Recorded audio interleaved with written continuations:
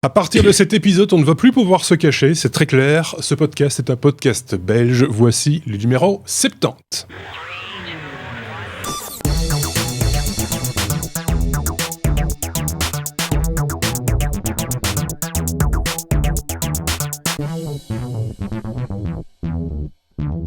Et je ne prendrai pas l'accent bruxellois juste pour vous faire plaisir, soyons clairs, c'est le numéro 70, c'est écrit là, juste en dessous, que nous vous proposons avec cette semaine. Tenez, de ce côté-ci, nous avons Marc. Bonjour une fois.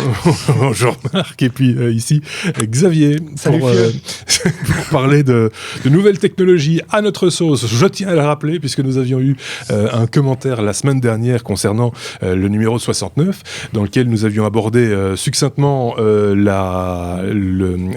Mobile World Congress, avec les quelques informations qui nous avaient intéressés, en tout cas qui avaient intéressé Sébastien, entre autres, pour expliquer un petit peu que voilà, on parle pas de tout ce qui a été présenté au Mobile World Congress pour plusieurs raisons. La première, c'est qu'on n'y était pas, c'est un premier point, et le deuxième point, c'est que, ayant parcouru la presse de manière générale et les journalistes qui eux y étaient, on n'a rien trouvé de super intéressant à raconter, parce que dire que Sony a sorti une oreillette Bluetooth et qu'elle est révolutionnaire, on a un petit doute sur la question, et tant qu'on ne l'aura pas mis nous-mêmes dans notre oreille, peut-être qu'on va s'abstenir de faire tout commentaire. Pour le reste, voilà, c'était une réponse qu'on tenait à faire. On l'avait déjà faite par écrit sur YouTube à l'un de nos auditeurs, Philippe. On le salue au passage et on le remercie de sa fidélité, mais on voulait faire cette petite mise au point pour rappeler les conditions dans lesquelles nous faisons ce podcast. On ne fait pas la même chose que tout le monde et on ne parle pas de l'actualité de la même manière que tout le monde. C'est vraiment l'opinion de nos chroniqueurs tels qu'ils ont perçu, eux, l'actualité technologique chaque semaine. Voilà, cette petite mise à point étant réglée, on va peut-être pouvoir passer à la suite. C'était le courrier des auditeurs, comme on le fait à chaque fois.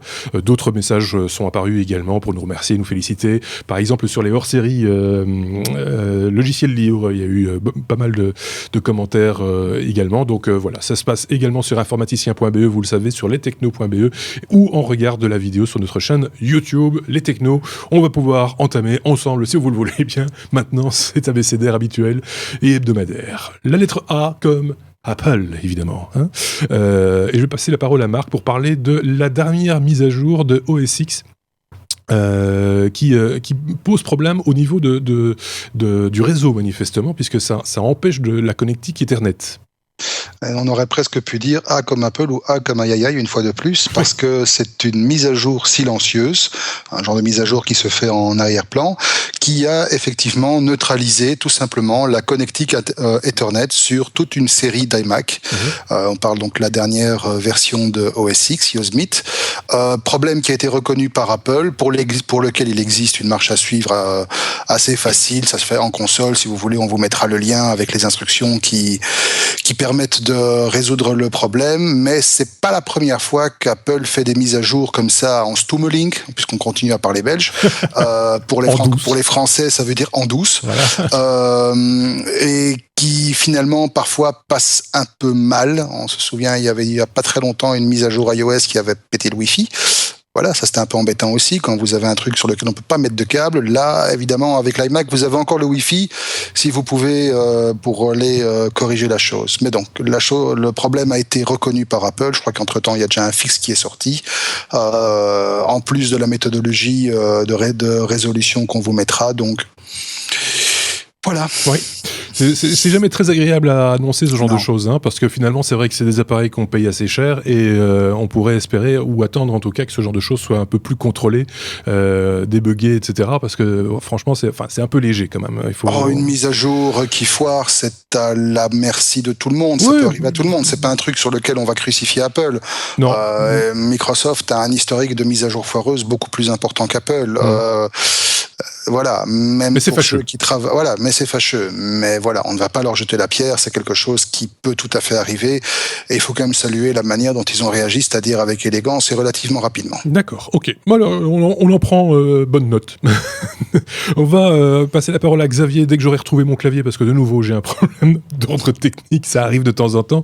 Xavier, pour parler d'Apple. Et on revient une énième fois. Je pense que c'est la troisième fois qu'on parle de cette bisbrouille, c'est même un peu plus qu'une bisbrouille, qu'il y a entre Apple et le FBI. Hein. On remet peut-être les choses dans leur contexte rapidement, mais très rapidement. C'est la saga à la mode. Hein. Donc en fait, depuis la mi-février, Apple et le FBI se livrent un combat sans merci pour que Apple fasse une backdoor, donc donne un accès, une porte dérobée, porte dérobée, donne un accès en fait au FBI pour pouvoir lire certaines données qui ont été cachées dans un iPhone qui a été utilisé par des terroristes. En gros, ça c'est vraiment pour résumer. Voilà. Et Tim Cook, donc le boss d'Apple, a décidé de décliner cette demande et il veut même aller plus loin maintenant puisque il a répondu au tribunal que faire une telle backdoor nécessiterait une équipe de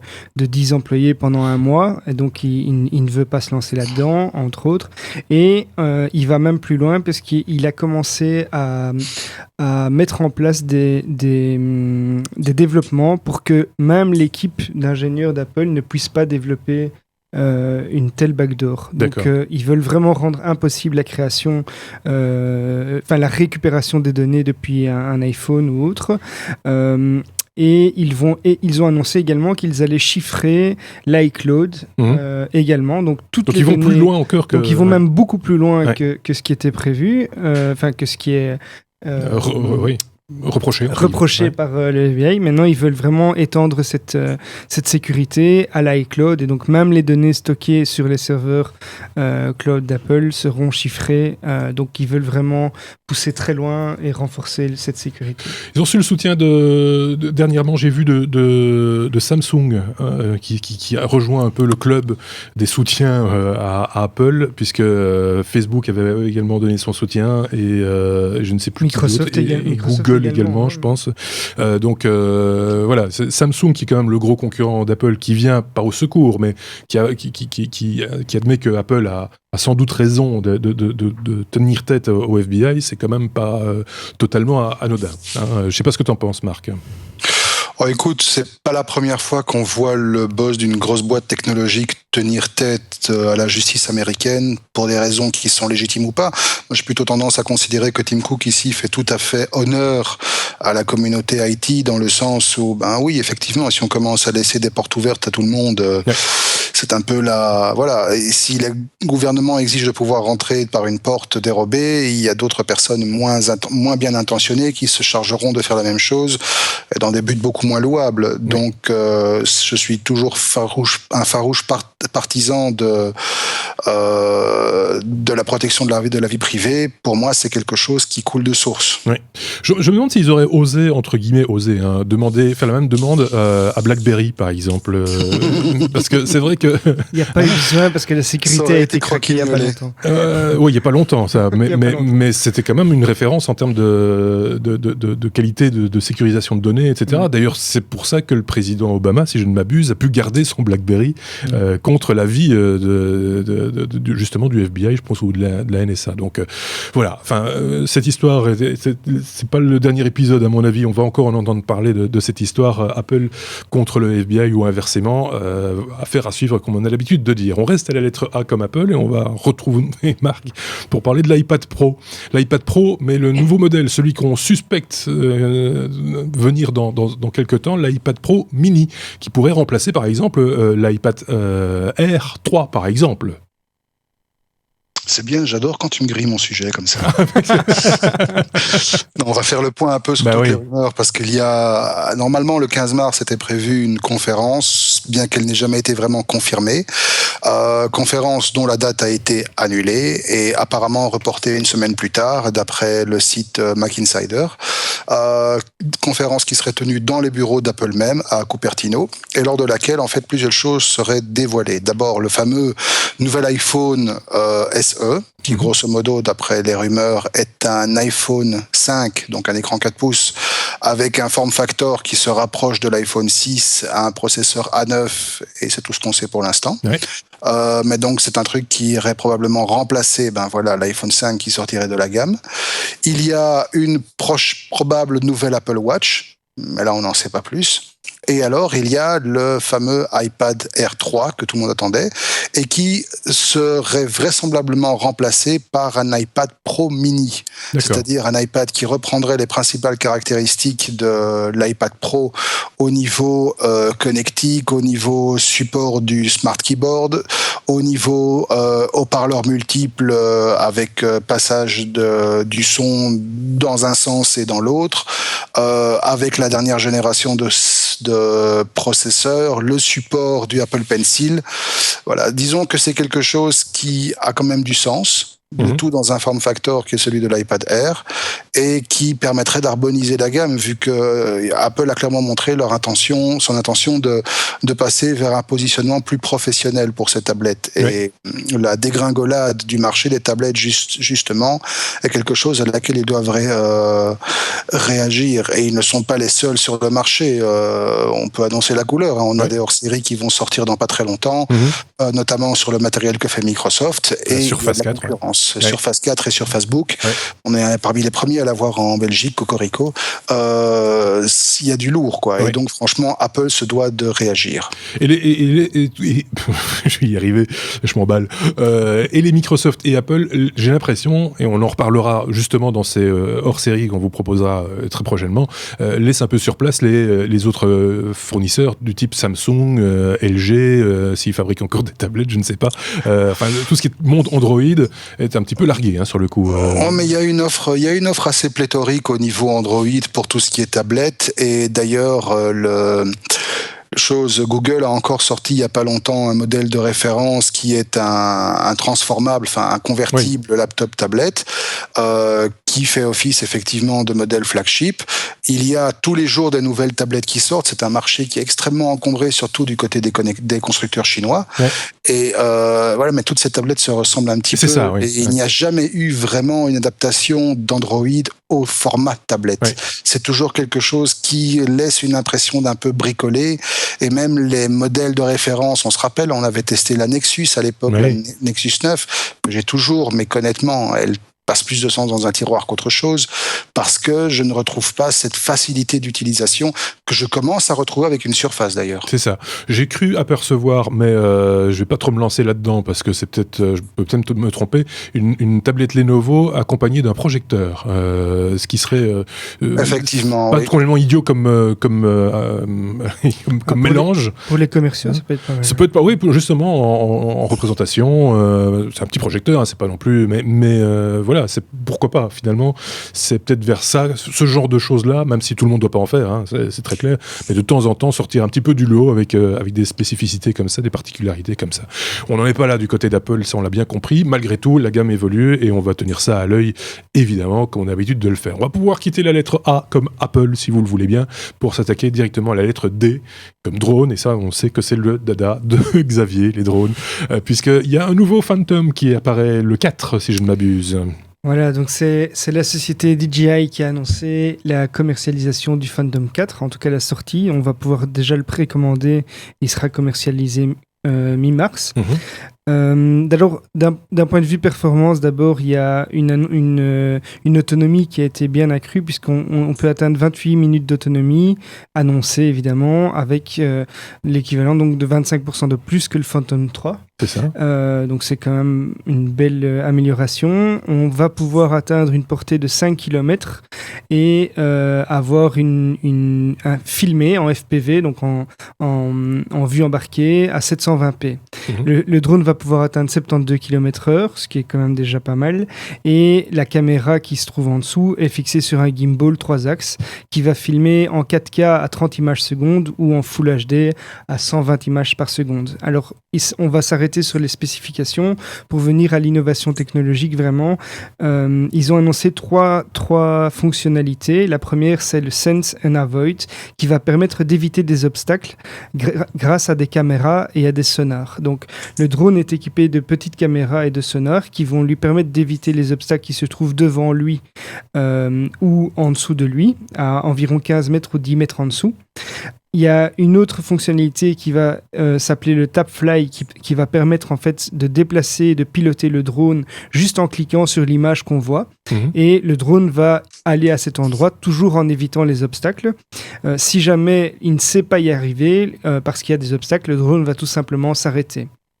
Alors, la dernière fonctionnalité, c'est l'Active Track, qui permet de cibler un objet ou une personne et de suivre cet objet en mouvement, donc automatiquement. Donc ça, c'est une fonctionnalité qu'on avait déjà vue dans d'autres drones, mais cette nouvelle version inclut donc ces trois fonctionnalités qui facilitent la vie des pilotes. Ouais.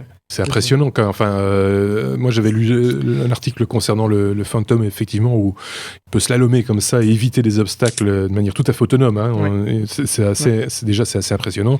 Et le fait de pouvoir, la dernière performance, entre guillemets, dont il nous parle, qui est de suivre simplement sur un aspect visuel, puisque je pense que la personne n'est pas obligée de porter un récepteur. Non. Là, c'est vraiment, il y a une reconnaissance d'objet. Oui, c'est ça. Et on va pouvoir donc suivre une personne ou un objet. C'est presque de la science-fiction. Ce petit joujou sera disponible pour la modique somme de 1599 €. Il est déjà en précommande et les livraisons commenceront mi-mars d'après ce que j'ai lu. Je vais peut-être en choquer quelques-uns, mais je trouve pas ça très cher pour ce que ça fait. Alors, il y a des drones qui sont bien plus chers. Oui. Disons que c'est un objet de bonne qualité qui va convenir aux personnes qui veulent utiliser un drone, profiter de toutes ces fonctionnalités sans se poser de questions. Ils veulent déballer l'objet, recharger la batterie et commencer à voler. Voilà, c'est pas mon cas, mais dans certaines applications, ça peut vraiment être intéressant. On aura probablement, en tout cas on l'espère, on croise les doigts très fort pour que le printemps s'en vienne assez rapidement. Ça, a priori, ça devrait arriver, et qu'on puisse sortir de ce studio pour aller filmer ça à l'extérieur. C'est une invitation que tu nous avais lancée. Ouais, j'ai déjà quelques petites voilà, on ira faire ça. Ce sera sans doute notre premier numéro hors série en extérieur. On n'a pas encore de date, mais dès qu'il fait beau, on commencera sérieusement à y réfléchir. On organisera ça, effectivement. On peut passer à la lettre, sauf si Marc avait un commentaire à rajouter par rapport aux drones. Non, je pense pas. Ok, chacun son domaine. Mais j'aime bien les drones. J'ai toujours mon vieux Parrot de première génération que je ressors de temps en temps, mais voilà, c'est pour jouer dans mon jardin, pour faire peur aux pigeons et des trucs comme ça, quoi, pas plus. Pour ennuyer le voisin. Un petit peu aussi. Il faudrait que j'apprenne à se cracher sur ses salades. Alors, on passe à la lettre G comme Google. Il y a pas mal de trucs à dire du côté de chez Google cette semaine. Marc, par exemple, Google Cast qui bientôt sera intégré nativement dans les télévisions. Comment ça va se faire Google est en train de faire un gros lobbying auprès des constructeurs de télévision. Et donc dans ce cadre, il commence à signer des partenariats avec certaines marques pour que Google Cast soit intégré nativement dans le software de toutes les télévisions. Donc on sait que Google vient de très loin en ce qui concerne la Google TV, qui a été à l'époque, on peut le dire gentiment, un foirage monumental, pas techniquement mais commercialement. Les partenariats s'étaient comptés sur les doigts d'une main, il y avait eu des désistements en masse. Android TV, par contre, commence à prendre vraiment de l'ampleur et on se rend compte que c'est quelque chose qui débouche surtout sur des appareils autonomes, comme par exemple la Shield dont on a déjà parlé in extenso ici. Mais maintenant, Google regroupe effectivement tous ses efforts sur Google Cast pour en faire vraiment une composante essentiel de la télévision moderne. Et effectivement, ça a tout à fait du sens que ces appareils soient capables de recevoir et servent de hub quelque part pour tous les contenus audiovisuels qu'on peut avoir dans la maison à partir d'une tablette, d'un PC, d'un smartphone, etc. Donc c'est quelque chose qui finalement a du sens, qui va remplacer un peu un standard qui est un standard historique mais un peu vieillissant et pas toujours techniquement au point, qui est le standard DLNA, avec lequel on peut déjà faire ce genre de choses, mais c'est un peu plus laborieux parce que tous les appareils ne sont pas forcément compatibles. Oui, pourtant c'est un vieux standard. C'est un vieux standard, alors que Cast, quand tu regardes, maintenant c'est un standard qui est évidemment d'office embarqué dans tous les téléphones Android. C'est un standard qui commence à être intégré dans les applications de plus en plus, même côté iOS, YouTube, Arte TV, etc. Netflix propose tous de caster à partir de ta tablette ou de ton téléphone vers un récepteur style télé. Et donc Google, par exemple, ils ont signé un partenariat avec avec une société qui s'appelle Visio, qui justement est très active dans le domaine de la création de software pour les télévisions. Et donc, voilà, à terme, son but, c'est take over the world, presque, mais disons, sur le domaine des télévisions. Et c'est clair qu'à ce niveau-là, une certaine standardisation ne serait pas forcément un mal. D'accord. Ça va permettre également d'apporter de nouveaux contenus dans l'écran du salon. Hein. Je pense par exemple au podcast, puisqu'on sait que sur Google Play, il est de plus en plus question, en tout cas c'est déjà le cas aux États-Unis, mais ça s'en vient prochainement chez nous également, d'intégrer les podcasts vidéo et audio également dans Google Play. Et donc c'est quelque chose qui est très attendu, il faut le reconnaître aussi, par les gens comme nous qui produisons des podcasts, puisque pour l'instant on est un petit peu... Il y a plein de je veux dire petits, c'est pas négatif ce que je dis là, mais pris isolément, qui font du référencement de podcast, mais le maître d'œuvre entre guillemets, ça reste quand même iTunes à l'heure actuelle, qui est un petit peu tout seul sur le domaine, et donc voilà, ça bouge aussi du côté d'iTunes, cela étant dit, mais il serait temps peut-être d'avoir un concurrent à iTunes justement pour ce qui est des nouveaux contenus, puisque c'est un petit peu l'avenir de la radio, de la télévision, tout ça, tout ce dont on parle là, donc voilà. Donc finalement c'est une bonne info, c'est une bonne nouvelle, Marc. Oui, je trouve aussi. Xavier, Google et Gmail en particulier, il y a une mise à jour du côté de chez Gmail qui est passée un petit peu enfin moi j'ai rien vu. C'est une brève, mais ça va quand même faire plaisir à tous ceux qui, comme moi, utilisent pas mal leur smartphone pour rédiger des mails ou répondre à des mails.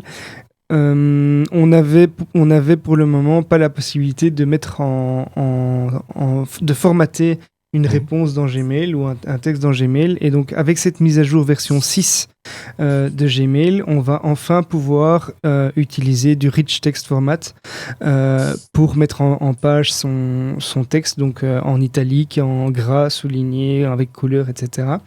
Et une autre fonctionnalité intéressante dans cette mise à jour, c'est qu'on va pouvoir répondre directement à une invitation, donc ce qui va éviter de devoir ouvrir son agenda par exemple, ou de lancer une autre application. Donc directement dans Gmail, vous pouvez répondre.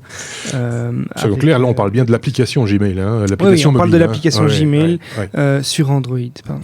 Oui, c'était important de le préciser parce qu'effectivement dans la version web, enfin page web entre guillemets, là il n'y a pas de, enfin il y avait déjà d'ailleurs ces fonctionnalités. Non, on parle bien de l'application Gmail. Alors elle sera évidemment disponible sur le Play Store. Je n'ai pas d'infos si ce sera déployé directement sur iOS, mais j'imagine que ce sera très vite le cas. Ok, affaire à suivre là aussi. Je ne sais pas si Marc avait des informations à ce niveau-là.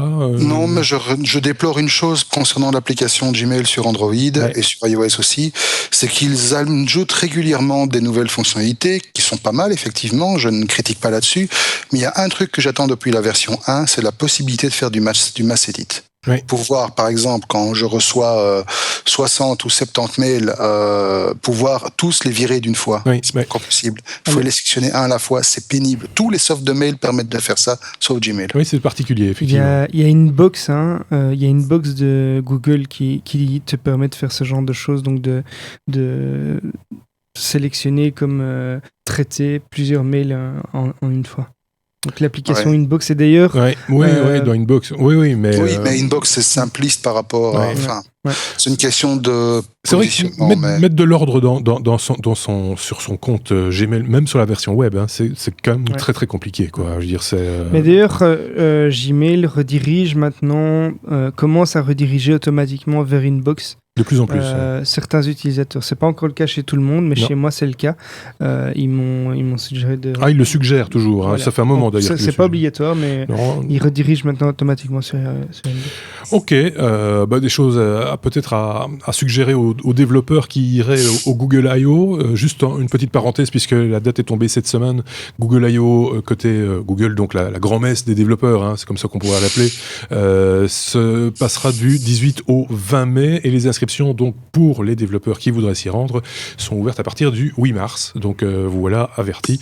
Google I.O. C'est souvent là qu'il y a des choses des nouveautés qui émergent, parce qu'il faut toujours quand même un petit produit d'appel sur ce genre d'événement. événement, il faut en donner un petit peu à la presse et également envoyer comme ça quelques petites informations sur des nouveautés. Je ne sais pas, en général, il y a une thématique qui ressort, Marc, dis-moi si je me trompe, dans chaque... Il y a une thématique qui ressort. L'année passée, si je ne me trompe pas, c'était les IoT, les fameux Internet of Things. Ouais. Cette année-ci... Et la santé aussi, je pense. Et la santé. Oui. Cette année-ci, des rumeurs disent que ça pourrait tourner autour de la réalité virtuelle et que ce serait l'occasion pour Google de présenter le successeur du Cardboard. D'accord, ok. À suivre. Je n'ai pas de certitude là-dessus, mais c'est ce que j'ai pu lire. D'accord. Bon, là aussi, affaire à suivre, dès qu'on en saura plus, et s'il y a des informations, parce que il faut évidemment qu'il y ait des informations qui percolent, pour qu'on puisse s'en faire l'écho ici et donner un petit peu notre petit avis à nous. On passe à la lettre M, et tu parlais de Cardboard, on va encore en parler avec Xavier, puisque McDonald's, la malbouffe, quoi, enfin les trucs tout gras, propose donc des cardboards qui puent la graisse. Voilà, exactement. Donc, si vous avez envie de sentir la frite de près, McDonald's a sorti son cardboard. C'est un joli coup de pub. Donc, c'est la filiale suédoise qui propose ça. Donc, pour les clients qui achètent un Happy Meal, qui est donc la boîte à destination des enfants qui contient le fameux menu avec les cadeaux que tous les enfants réclament, ils ont eu la bonne idée de convertir cette boîte en carton qu'on va pouvoir transformer donc à la fin du repas en casque de réalité virtuelle. Donc il suffit de suivre les indications, de glisser 2 petites lentilles dans la boîte en carton et ensuite de glisser son smartphone qui sentira bon la frite et qui glissera des doigts dans les visières pour se plonger dans un monde virtuel où les enfants vont en fait dévaler des pistes de ski en slalomant, en évitant des objets, récolter des étoiles, etc. Alors pour le moment c'est disponible qu'en Suède, mais j'imagine que ça pourrait vite se répandre. L'idée, je trouvais, est pas mal. Et puis, ça a un impact positif, un impact écologique. Alors, évidemment, on peut mettre ça entre parenthèses avec d'autres choses qui sont pas terribles d'un point de vue de cette marque, mais c'est une belle initiative. Une initiative qu'avait pris également Coca-Cola. J'en avais touché un mot la semaine dernière justement, puisque avec l'annonce et la mise à disposition de beaucoup de matériel VR justement sur le Mobile World Congress, tout le monde s'est un petit peu engouffré dans la brèche en disant oh là là, il se passe quelque chose de ce côté-là. Et Coca-Cola également avait lancé un pack de bouteilles qui une fois transformé devenait un cardboard. Je ne sais pas sur quel marché ça a été proposé cette histoire-là. En tout cas, l'info était dans le Journal du Geek, sur journaldugeek.com. J'en ai déjà fait un petit peu l'écho la semaine dernière, mais voilà, on a retrouvé les images, donc c'était l'occasion également d'en reparler. C'est le sujet à la mode, même si beaucoup d'analystes disent finalement, est-ce que ça va pas être un petit peu l'effet 3D, le côté ça va passer, c'est la question qu'on pourrait se poser. C'est une bonne façon de réutiliser des déchets. Aussi, oui. C'est cet aspect-là du cardboard, tu veux dire. Oui, effectivement. Moi, je parlais du cardboard de manière générale et de la VR de manière générale également. Enfin, soit. On va pas refaire le débat. On l'avait déjà fait. Je vous renvoie au numéro 69, par exemple. On va reprendre le cours de notre abécédaire avec la lettre P comme piratage, Marc. Any DVD ferme. Et ça, les pirates, panique. Eh oui, un jour il y avait un petit logiciel vachement sympa qui existe depuis vachement longtemps, ça fait des années que ce truc existe. Ça ne nous rajeunit pas. Non, ça ne nous rajeunit pas. Un petit DVD, un petit soft, donc anodin, qui apparemment servait à rien, qu'on laissait traîner dans sa trébarre. Et en fait, le truc permettait simplement au début de pirater, c'est-à-dire de lire le contenu des DVD protégés en implémentant le fameux le contournement du fameux Content Scribbling System qui cryptait les DVD. Oui. Par la suite, ça a été aussi utilisé en passant en version HD, NIDVD HD, pour pouvoir faire la même chose avec les Blu-ray en contournant la protection AACS, en permettant de partager les clés de cryptage, etc. Donc c'était un petit truc vachement pratique, mais qui permettait aussi à tous les virins pirates, enfin nous ne portons pas de jugement de valeur, chacun ça, voilà, ce qui permettait à tous les vilains pirates de faire sauter les protections et de proposer les releases au fur et à mesure que les trucs sortaient. La société Slysoft, éditrice de NIDVD, a mis la clé sous le paillasson. Drame, orage au désespoir. Hollywood a-t-il gagné ? parce que finalement, il faut se dire que sans concurrent, parce que NDVD était un peu seul en fait sur son créneau. Il y avait d'autres alternatives, mais apparemment moins efficaces. Et donc, in fine, en faisant cela, Hollywood et les hordes d'avocats qui courent derrière ont finalement réussi à mettre un coup fatal au secteur du piratage en les obligeant à prendre parfois plusieurs mois de retard par rapport à leur rythme habituel. Ouais. Alors ça, c'était la version officielle. La version réelle, en fait, c'est que non, la mort de NIDVD n'a rien changé du tout, parce que les alternatives existent déjà. Les libs qui permettent de faire du cassage de clés AACS sont open source depuis longtemps. Il existe d'autres bibliothèques de partage qui le faisaient aussi bien avant, donc les pirates n'ont pas attendu de pouvoir dépendre d'un seul soft. Et puis surtout, cerise sur le gâteau, après tout le ramdam qui a été organisé autour de la mort de NIDVD, NIDVD revient. Donc on va pas se casser la tête, simplement la boîte a changé son nom de Slysoft en Red Fox. C'est ça. Mais NIDVD est là, et puis surtout, pour tous ceux qui avaient acheté une licence, la licence est compatible. Et donc, il vous suffit simplement de retélécharger la nouvelle version du soft et pouf, vous êtes reparti. Donc en fait, il n'y a pas d'info. Il n'y a pas d'info. Ça a été une grosse tempête dans un verre d'eau très, très fort instrumenté par Hollywood et par les majors.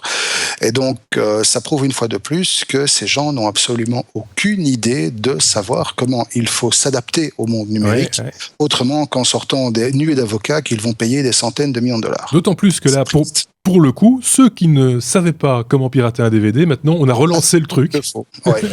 Voilà. Oui, ça a remis NIDVD au goût du jour en quelque sorte, hein, puisque voilà, on l'avait un petit peu oublié. Tiens, oui, bon, voilà. J'en profite pour faire une petite digression sur d'autres sujets propres au piratage. Après tout, bon, c'est un phénomène qui touche l'IT comme un autre. On se rappelle que Popcorn Time était tombé il n'y a pas tellement longtemps, aussi communication en fanfare, machin et tout. Il n'a pas fallu un mois pour qu'un Popcorn Time zombie, on va dire, sorte un peu dans l'anonymat le plus total, et puis Popcorn Time est revenu comme avant. Simplement, il n'a plus le même nom. Mais c'est toujours Popcorn Time, c'est la même chose. Même chose avec le principal fournisseur des torrents qui sont utilisés par Popcorn Time, le site du groupe Yifi est de nouveau né, et il est là, il fonctionne très bien, il propose toujours la même release avec autant de qualité, autant de régularité, et donc finalement, comme tu dis, tout ce battage médiatique est organisé autour d'une victoire un peu à la Pyrrhus, ne sert finalement qu'à mettre encore plus de lumière sur le phénomène et à attirer encore plus de monde.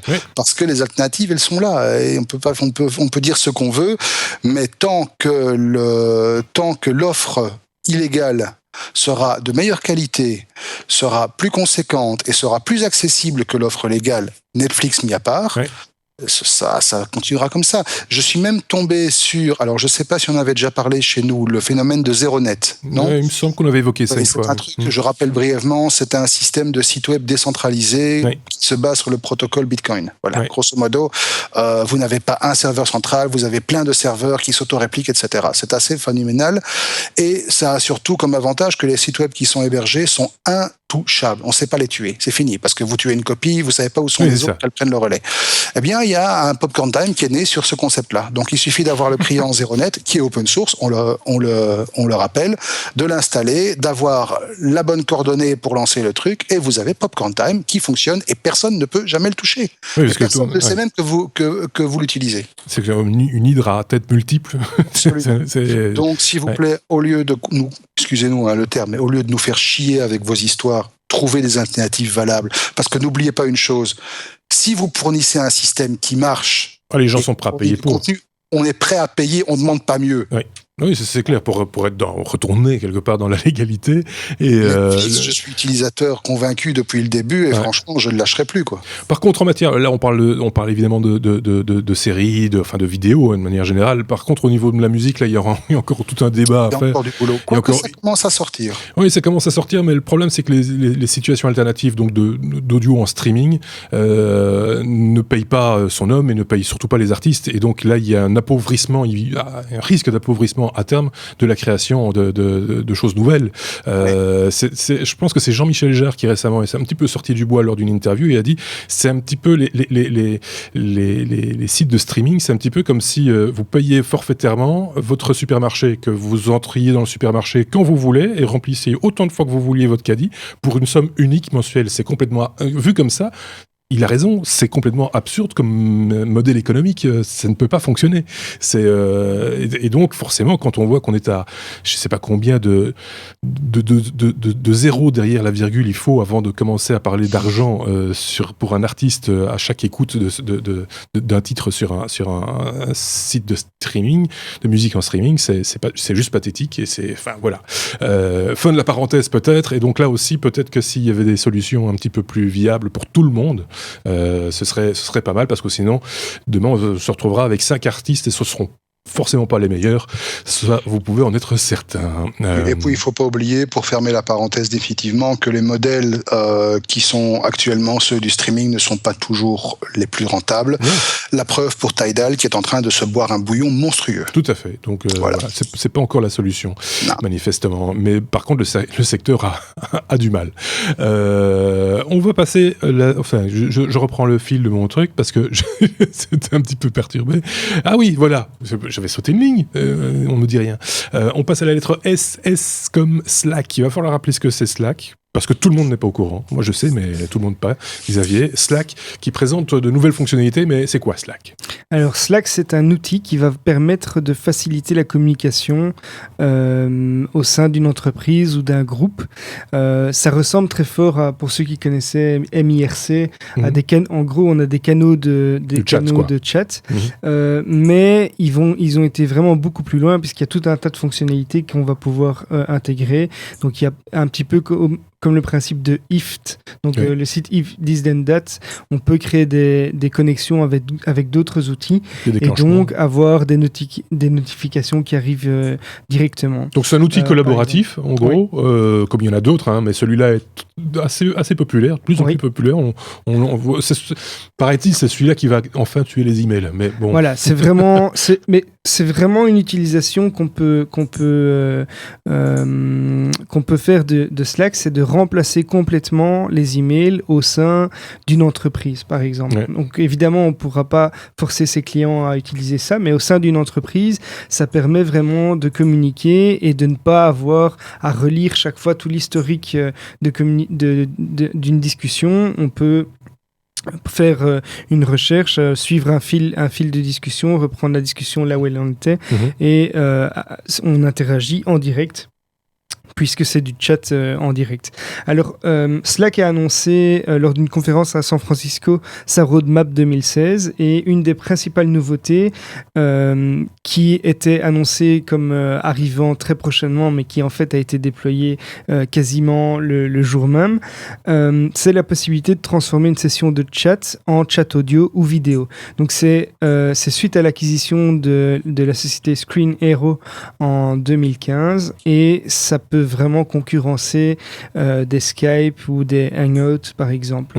Ça c'est vraiment la fonctionnalité majeure qui a été dévoilée, mais ils veulent aussi renforcer très fort l'éditeur de texte pour en faire un éditeur vraiment WYSIWYG dans le but de faciliter le copier-coller du contenu qui serait mis dans Slack. Ils veulent également améliorer la recherche de textes et de documents pour les personnes qui n'ont pas trop l'habitude avec le système, utiliser le système, et améliorer également un système de facturation pour que des grandes équipes, donc des équipes de grand nombre, puissent commencer à utiliser très rapidement Slack. Alors pour rappel, Slack a déjà annoncé 2 millions d'utilisateurs quotidiens, actifs donc, et 570 000 comptes payants. Donc c'est vraiment une société qui est en pleine croissance. Oui. C'est séduisant de premier abord. Évidemment, ce genre d'outil collaboratif, j'enfonce une porte ouverte évidemment en disant ça, mais il faut que tout le monde joue le jeu pour que ça fonctionne. Oui, alors c'est effectivement pas évident quand on est en groupe. Il y a du change management à faire, donc il faut que les gens se fassent au changement. Ceci dit, je suis en ce moment même en train de l'utiliser, donc il y a moyen de l'utiliser tout seul aussi pour classer des sujets par catégorie. Il y a moyen très facilement d'intégrer des images. Quand on met un lien vers un site, on peut l'intégrer également. Donc il y aura peut-être un jour un hors-série théorie là-dessus.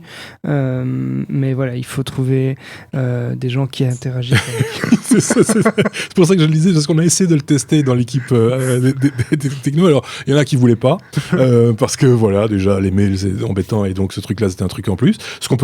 Ceci dit, c'est vrai que c'est encore un truc en plus. Hein, donc, c'est des fois difficile, quand on a déjà pas mal d'outils de communication, etc., d'encore devoir, en plus de ça, se former, entre guillemets, même si c'est relativement intuitif, mais c'est encore un truc en plus. Donc, effectivement, ça peut... Je l'ai testé dans ma société. Alors, ce n'est pas encore un réflexe, donc on n'a pas encore... toute l'équipe n'a pas encore le réflexe d'utiliser ça, mais c'est vrai que quand on l'utilise, c'est beaucoup plus facile de réagir et de suivre un sujet en particulier, donc c'est beaucoup plus dynamique qu'un mail. On a un autre patron de start-up avec nous, ça tombe bien. Ce genre d'outil, Marc, ça te parle ou... On l'a essayé. On l'a pas gardé. On est habitué à des outils plus traditionnels du style Skilltil, Skype, tout bêtement, même pour des conférences, même pour des conversations à plusieurs. Et puis bon, on a une distinction assez nette entre développeurs, marketing, sales, etc. Et au final, on s'est rendu compte que le degré de changement nécessaire dans le mindset des utilisateurs était trop important par rapport à l'avantage que ça allait apporter. Ouais. Donc, il n'est pas impossible qu'on le réutilise. Moi, c'est vrai que j'avais vu passer la news et le système d'automatisation à la Hidden Data, c'est un truc qui me chatouille bien. Faudra d'ailleurs qu'on fasse un jour, petite digression, comparaison, faudra qu'on fasse un jour une comparaison entre Hidden Data et son pendant professionnel, Zapier, qui maintenant fait du Hidden Data, mais en multi-step, donc on peut vraiment faire des séquences, ça pourrait être amusant, fin de la parenthèse. Mais voilà, donc on a nos outils à nous, on est habitué à une certaine forme de communication traditionnelle. Voilà, je salue tout à fait l'initiative, je salue tout à fait l'outil qui est un bel outil, mais qui ne va pas forcément trouver sa place dans toutes les entreprises. Oui, c'est ce que j'allais dire aussi, c'est que c'est le temps qu'il faut pour se former, etc. Et des fois, par rapport à la plus-value que ça va apporter, un petit peu, voilà, c'est peut-être plus des contraintes qu'on se met sur le dos finalement. Alors il faudrait peut-être effectivement, je sais pas, dans une entreprise, dans le cadre d'un séminaire ou autre, se poser à un moment donné et dire tiens, on arrête tout et on essaye comme ça de manière ludique et prendre le temps de le faire peut-être de manière ludique, de se servir de l'outil et voir comment la sauce prend chez chacun et dans différents services en fonction des différents métiers des uns et des autres. Hein. Mais c'est vrai que de prime abord, c'est le genre d'outil où on a un petit peu de mal à rentrer dedans. Mais c'est pas le seul. Hein. C'est pas propre à Slack. Je pense que c'est propre à tous ces outils collaboratifs qui sont tous souvent très bien pensés, avec vraiment plein de bourrées de bonnes intentions derrière, mais la démarche est quand même difficile dès qu'il s'agit d'avoir un certain nombre de personnes qui rentrent dans le circuit. Quand c'est soi-même, bon, on peut prendre un peu de temps le dimanche après-midi pour chipoter, mais quand c'est toute une entreprise, c'est un petit peu plus compliqué. Je crois oui. Voilà, il y a vraiment, il faut arriver à changer les mentalités dans l'entreprise, ce qui est pas facile, surtout dans des grosses boîtes. Mais je pense qu'il y a réellement moyen de gagner en efficacité en utilisant des outils. Il y a un bénéfice. Mais je précise que c'est principalement à mes yeux en interne, mais il y a moyen de faire des connexions et d'ouvrir ça pour en faire un outil de support vers sa clientèle. Donc il y a vraiment une multitude de connexions possibles et c'est un bel outil. Clairement. Ok, on passe à la lettre V. V comme Vive ou Vive, je sais même plus comment on dit. Vive, on va dire Vive. Vive, sont les lunettes de réalité virtuelle de chez HTC, dont on avait déjà un petit peu parlé à l'occasion du Mobile World Congress, ou je me trompe? Oui, mais parler de lunettes de réalité virtuelle, c'est un peu, je sais pas, c'est un peu réducteur quand tu vois les capacités du truc. D'accord. Parce que le Vive, en fait, par rapport à ses concurrents, que sont principalement l'Oculus et le casque de chez Sony aussi, a quand même pas mal d'avantages. D'abord, c'est le premier qui est vendu en kit complet avec les commandes. Ce qui n'est pas le cas chez Oculus, c'est toujours un peu dans les limbes. Ensuite, au niveau purement technique et purement spec, le casque a un affichage d'une finesse beaucoup plus grande au niveau de la résolution de chaque œil, qui permet d'éliminer quasi complètement l'effet de gris qu'on connaît justement dans les casques style Oculus ou Gear VR. Ici, on a quand même une résolution de mémoire, 1080 par 1200 par œil, c'est énorme. Assez en tout cas pour être totalement immergé. Et puis, L'énorme avantage par rapport aux autres casques, c'est que celui-ci permet d'évoluer physiquement dans un certain périmètre. Donc, normalement, dans un casque de réalité virtuelle, vous êtes confiné dans un espace clos. Physiquement, votre personne est confinée dans un espace clos. Vous ne pouvez pas commencer à vous lever, vous déplacer. Voilà. Tandis qu'avec le casque de Vive, avec le casque de HTC, vous avez une latitude pour pouvoir vous déplacer de 50 cm, d'un mètre 50 et de vraiment pouvoir évoluer dans l'univers dans lequel vous êtes, évoluer physiquement. D'accord. Alors bon, il y a des contraintes, effectivement. Les premières démos qui ont été faites utilisent des projecteurs et des capteurs laser pour délimiter un peu la zone et la reproduire dans l'univers dans lequel vous pouvez évoluer. Mais à terme, on peut très bien imaginer, et puis la technologie est maîtrisée, que ce genre d'option est disponible chez vous aussi. Après tout, à l'époque, Microsoft avait déjà avec comment s'appelait encore le fameux truc qui permettait de faire le Kinect, ouais. De délimiter effectivement aussi un périmètre où vous étiez détecté et vous pouviez évoluer. Ce qu'il faut retenir, donc, c'est que le casque est parti en précommande très récemment à 899 € prix officiel et que surtout il s'en est écoulé 15 000 en 10 minutes. Incroyable, hein? C'est incroyable. Ouais. 15 000 casques en 10 minutes. Alors, premièrement, ça veut dire pour ceux qui en espéraient un, trop tard.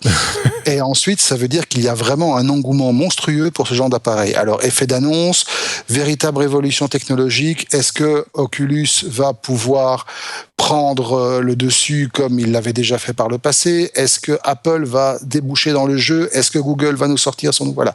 Beaucoup d'inconnus, mais un truc qui est certain, c'est que c'est un marché qui évolue beaucoup. Et voilà, on va essayer de soudoyer quelqu'un de chez HTC pour en avoir un en test. Par exemple, oui. Pourquoi pas? Ce serait l'occasion de... HTC, si vous nous regardez. Exact. C'est toujours très difficile de faire des présentations de ce type de...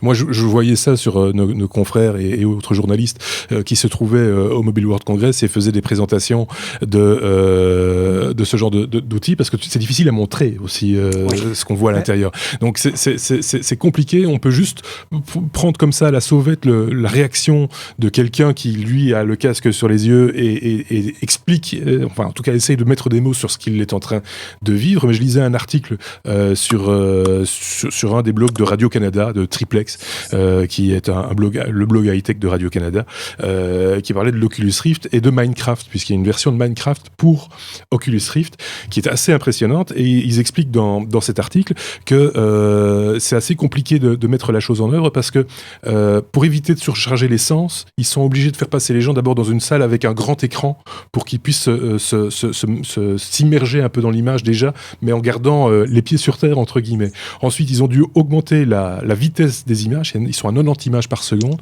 pour que les gens ne se mettent pas soient pas mal à l'aise, entre guillemets, lorsqu'ils regardent les vidéos en question. Et puis donc voilà, tout ça est expliqué dans cet article. Je vais mettre le lien sur l'article de blog qui va avec ce podcast, mais j'aimais bien le rapprochement qu'il faisait, parce qu'il faisait le rapprochement avec l'entrée du train à La Ciotat, des Frères Lumière, et ils disaient on est là, c'est une révolution de cet ordre-là, et donc effectivement, comme tu le disais, la qualité des images et la qualité de l'environnement qui est rendu par le Vive enlève complètement cette impression de se trouver collé dans une réalité virtuelle. Oui. Ça donne vraiment beaucoup plus une impression de réalité absolue. Oui. Et les effets négatifs, comme effectivement la désorientation, l'envie de vomir, les nausées, etc., sont quasi absents. Oui. Ça doit être très impressionnant. C'est ça. Mais ça demande encore des grosses bêtes derrière. Ça demande encore des grosses bêtes. Enfin, note que grosse bête, si tu as un PC correct, il faut juste une carte graphique qui suit. Oui. Donc une grosse bête. Une grosse bête, quand même. On va dire ça comme ça. Voilà, ça nous titille de plus en plus. Hein. Je ne sais pas si vous avez remarqué de votre côté. On est de plus en plus en prise avec ce... On finira par craquer un jour. Ça va me rappeler le sentiment quand j'étais gamin que j'allais dépanner des PC chez mon oncle qui avait un PC monstrueux pour utiliser du Word, et qui m'a dit, tu vois, c'est comme quand t'es jeune, tu vois les papys rouler en Porsche et toi t'es avec ta vieille 205. C'est un peu ça, c'est le genre de rapport qui peut exister, en effet. On passe à la lettre V comme, tu parlais de voiture. V comme voiture, et c'est à Marc que je vais repasser la parole. Marc, pour parler de la tueuse de Tesla. C'est une nouvelle voiture? C'était. Elle avait été présentée au CES, la Faraday Future, à la fois le nom de la boîte et le nom de la voiture, la FF01, je sais pas si on voit l'image, c'est un truc à mi-chemin entre l'avion de chasse et le truc à roues. Ouais. C'est assez incroyable. Ça fait penser au dernier modèle de Lamborghini. C'est une Batmobile. Oui, c'est un truc... Batmobile, tiens, voilà, bonne idée, Xavier, effectivement. Donc, il faut savoir en fait que le design de la bébête est dû à monsieur Richard Kim qui avait déjà commis les concepts i3 et i8 chez BM. Ceux qui ont déjà vu une i8 de chez BM savent que c'est assez proche. Faraday Future donc est une boîte qui était sortie sur des capitaux quasi exclusivement chinois, avec l'ambition de bouffer du Tesla au dessert, au dîner, au repas, enfin partout. Avec une équipe de la mort qui tue, avec des génies à chaque poste, avec une bagnole qui était censée développer une puissance de 1000 chevaux et d'atteindre le 0 à 100 en 3 secondes, donc de gratter une Tesla qui, elle, le fait en 4,5. Avec une voiture totalement électrique, avec des nouveaux matériaux pour le châssis, etc. Et aujourd'hui, en fait, on se rend compte que la Faraday Future était un gros pétard mouillé. Parce que suite au CES, l'équipe incroyable qui faisait la fierté de la boîte, en fait, a perdu son pilier principal, à savoir la personne qui était porteuse du projet s'est barrée. Il faut savoir que cette personne était aussi en charge du développement du système de batterie. Dans une voiture électrique, c'est un peu primordial. Si c'est pas la pièce maîtresse, il était censé développer un système qui allait tuer l'autonomie que Tesla annonçait. Tesla, on se rappelle quand même, sur la modèle S, elles annoncent quasi 500 km d'autonomie, c'est énorme. Eux pensaient pouvoir le doubler, ils le doubleront pas. Ils avaient prévu la construction d'une méga gigafactory à la Tesla de nouveau, sortir une usine à plusieurs milliards de dollars. Pour l'instant, c'est l'État du Nevada où ils étaient censés construire l'usine qui se retourne contre eux et qui réclame une caution de 75 millions de dollars pour qu'ils puissent bouger. Donc ça va pas tellement. Et tout ce qu'ils ont réussi à faire jusqu'à maintenant, alors qu'ils étaient censés présenter un prototype, c'est un châssis. C'est pas beaucoup. Voilà. Donc ils ont une plaque sans batterie, un moteur sans batterie et 4 roues. Sans batterie. Sans batterie. Donc voilà, ils étaient censés occuper 260 ingénieurs et une chaîne de production ultra moderne. Ce ne sera pas la tueuse de Tesla. La voiture était censée être lancée fin 2017 pour 150 000 $. Aujourd'hui, donc, elle ne sera pas lancée. Et voilà. Voilà, à la fin d'un projet, d'un beau rêve, sans doute pour pas mal de personnes. Un beau rêve, mais peut-être un peu trop ambitieux. Rappelons en attendant que d'ici fin mars, Tesla devrait lever le voile sur un nouveau véhicule qui serait un véhicule plus démocratique. Démocratique avec des gros guillemets, puisque la bébé devrait quand même coûter dans les 35-40 000 $, autant en euros donc probablement. Évidemment, on est loin des... version normale, quoi, donc... Il n'y a pas beaucoup d'options chez Tesla, en fait. Le modèle complet sera aux alentours de 60 000, quand même. Ouais, dans ces eaux-là. Mais enfin, bon, pour cette gamme de prix, tu devrais quand même avoir une voiture avec une autonomie relativement importante. Et ça permettrait de démocratiser le véhicule électrique haut de gamme. Le haut de gamme. Ce qui est certain, c'est que pour l'instant, le dernier bébé, le modèle X, est en train de s'arracher et de faire un succès hallucinant. Oui, comme tu le dis, pour le haut de gamme, mais je pense que la voiture électrique, ça passera aussi par l'entrée de gamme. Je vais pas dire le bas de gamme parce que c'est comme des voitures qui coûtent relativement cher, même en entrée de gamme. Je pense aux petites voitures de ville, pour l'instant, en tout cas. La Nissan Leaf, par exemple, elle coûte quand même 17 000 €, je crois. Même les marques les plus classiques, genre Peugeot, Citroën, je pense que tout le monde maintenant a sa petite voiture électrique. Ce serait pas mal qu'il y ait peut-être des aides supplémentaires pour aider aussi. Voilà. Mais comme on chasse la voiture partout. Il y en avait des aides, mais elles ont été supprimées. Et puis c'est pas bien la voiture, tout le monde sait ça maintenant. Voilà. Même si ça pollue pas, c'est pas bien. Donc voilà. Si vous aimez les voitures, ne venez pas en Belgique. Ne venez pas à Bruxelles. Et surtout, venez pas à Bruxelles. C'est ça. Bon, allez, on avance et on parle encore voiture avec un accident. Patatras, c'est l'embardé. Un accident Google Car, et là, pour le coup, c'est Google plaide coupable, Xavier. Effectivement, donc Google a reconnu pour la première fois sa responsabilité partiel, ceci dit, ce 29 février, dans un accident entre une Google Car et un autocar près de Mountain View, donc des bureaux de Google et Alphabet. En fait, la Lexus est rentrée en collision à 3 km/h avec un car, et c'est lié à une erreur d'anticipation, parce que le conducteur, donc l'intelligence artificielle, mais aussi le conducteur de secours qui est placé dans le véhicule, ont tous deux pensé que le car allait ralentir et s'arrêter pour laisser passer la voiture. Et pas du tout. Et inversement, le chauffeur de bus a sans doute pensé que la voiture allait s'arrêter. Ouais.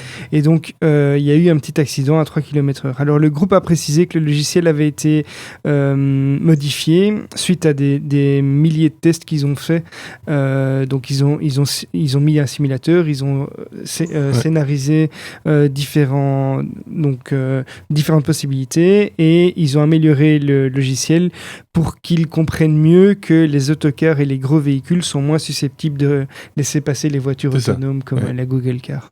On parle de plus en plus de ce genre de façon de faire avec l'intelligence artificielle. Je fais une petite parenthèse qui est de nourrir l'intelligence artificielle par de la fiction et donc de la simulation, etc. Ce qui peut ouvrir des portes aussi un peu dangereuses, mais voilà. J'étais en train de me demander, parce qu'aux États-Unis, si je ne dis pas de bêtises, dans le code de la route, c'est au carrefour, premier arrivé, premier qui passe. Hein. C'est ça l'idée. Hein. Chez nous, il y a la priorité de droite. Comment la Google Car se comporterait avec cette fucking priorité de droite dans nos contrées, parce que bien souvent il y a la priorité de droite, mais il y a toutes les exceptions à la priorité de droite, comme par exemple en Belgique, rentrer dans un rond-point circulaire et des choses comme ça. Donc ça dépend lesquels. Et ça dépend lesquels. Donc voilà, il y a tout ça est soumis à autorisation. Qu'est-ce que ça ferait une Google Car à Rome, par exemple? Je pense que là il y aurait beaucoup plus d'accidents, mais je peux me tromper. J'espère que non, en tout cas. On a fini avec notre ABCDR. Ah non, pas tout à fait. Il reste encore un W. Ah bah oui, de temps en temps, il faut aussi que Marc s'exprime sur ce domaine. Le fameux W comme what the fuck, Marc. Et j'allais de nouveau, c'est toujours quand je dis ça que j'ai mon clavier qui disparaît. On va encore retourner, c'est un peu la boucle, hein. On boucle la boucle avec la lettre A de Apple, puisque dans ce what the fuck, il est question d'Apple, Marc. Oui, et alors je voudrais commencer par lever un mystère. Je me rappelle que dans le numéro 69, lorsque Sébastien a abordé la question du overboard porn, il s'est exclamé avec un air profondément dégoûté: mais qui est l'esprit malable qui a été me mettre ce sujet-là? C'était toi. Eh ben c'est moi. Ben oui. Comme quoi, chercher des trucs pour les copains, voilà comment est-ce qu'il vous remercie. C'était pas signé. Okay. Pour informer tout le monde, comme ça tout le monde est au courant, on se partage un document dans Drive, sur Google, parce que l'outil fonctionne bien et tout le monde vient un petit peu mettre son contenu dedans, et de temps en temps que l'un de nos chroniqueurs qui ne participe pas nécessairement à l'enregistrement vient glisser une information, et on se retrouve un petit peu bête devant tiens, qui a glissé ça là, et voilà. C'était le cas la semaine dernière. C'est assez amusant. Exactement. Alors ici, c'est un gentil what the fuck, il est innocent, il est mignon. Si on commence à examiner le site d'Apple en anglais et qu'on commence comme si vous êtes un passionné d'HTML et de CSS et que vous aimez bien voir comment les sites des autres sont faits, vous allez ouvrir une console dans Chrome ou dans Firefox et vous commencez à décortiquer les choses. Et quelqu'un s'est rendu compte que sur le site d'Apple, sur la page qui vante les mérites de OS X El Capitan, il y a une petite tagline qui dit there's more to love with every click. Donc il y a plus à aimer avec chaque clic en plus. Et il s'est rendu compte qu'en fait, Apple a été appliqué un style spécial au mot clic pour s'assurer qu'entre le C et le L, il y a assez d'espace pour que on ne puisse pas le confondre avec un D. Ce qui donnerait, pour les moins anglophones d'entre nous, there's more to love with every dick. Oui. Ce qui voudrait dire il y a plus à aimer dans chaque pénis. Ça ferait un peu tâche. Mais non, voilà. C'est là qu'on apprécie en fait tout l'esprit de perfectionnisme de chez Apple, et on les aime bien pour ça aussi. Ouais, c'est bien vu. Enfin, il fallait y penser. Ou alors c'est quelqu'un qui s'était déjà fait avoir, qui s'est juré de ne plus avoir ce type de problème. C'est vrai que on en apprend beaucoup. Là, je m'adresse plus à ceux qui bidouillent, qui créent leur page web, même qui bidouillent un peu par exemple dans WordPress et des choses du genre, il y a beaucoup à apprendre en allant jeter un coup d'œil dans le code source d'une page web ou dans la CSS d'un site, parce que c'est comme ça qu'on apprend aussi, voir un petit peu, s'inspirer en tout cas des techniques qui sont déjà utilisées par d'autres, et c'est magique, hein, parce que bien souvent un copier-coller fonctionne, et donc il suffit après d'un petit peu mettre ça à son goût, évidemment. Il faut pas, je vous incite pas à aller pomper le code d'autrui, mais en tout cas de s'en inspirer. C'était une petite parenthèse qu'on pouvait faire en fin de numéro. C'était le 70e épisode. Ça va être comme ça jusqu'au 79e. Hein. J'aurais toujours du mal à dire 70, donc voilà, de ce podcast belge qui traite de nouvelles technologies. Avec cette semaine, Xavier. Merci Xavier. Et puis également de l'autre côté, là-bas, tout là-bas, Marc, qu'on retrouvera très prochainement dans des épisodes bien entendu, mais également des hors-séries, ça on l'a dit, concernant du matériel de chez de marque Microsoft. On en reparlera bien entendu très prochainement. Restez attentifs sur nos différents comptes, YouTube bien sûr, mais aussi Facebook, Twitter, Instagram, c'est récent. Allez, jetez un petit coup d'œil. Il va falloir que je me crée un compte. Bah oui, mais là je vous distille quelques petites images pour vous donner envie de venir goûter plus souvent à la chaîne YouTube ou au podcast sur iTunes également. En tapant les technos, vous nous trouvez sans aucune difficulté. Merci de votre écoute, merci de votre fidélité. N'hésitez pas à commenter ce podcast en commentaire, bien logique. N'hésitez pas, à très bientôt. Au revoir.